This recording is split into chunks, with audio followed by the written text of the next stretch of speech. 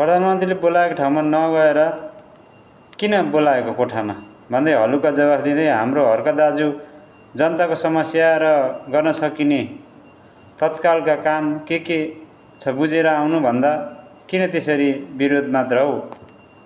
विरोध गर्नुपर्छ नराम्रो कामको, राम्रो कामको होइन।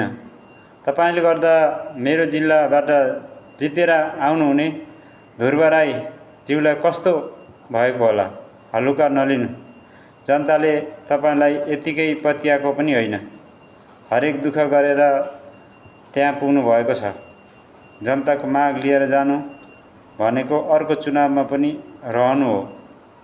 यसै गर्ने हो भने माटो चिन्न कता जान्छ थाहा हुँदैन। नयाँलाई विरोध गरौँ नगरौँ भनेको गर्नै पर्ने बनायो।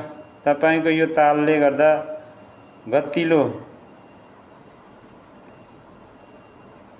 गल्ती नगरुन्जेल विरोध नगर्नु होला।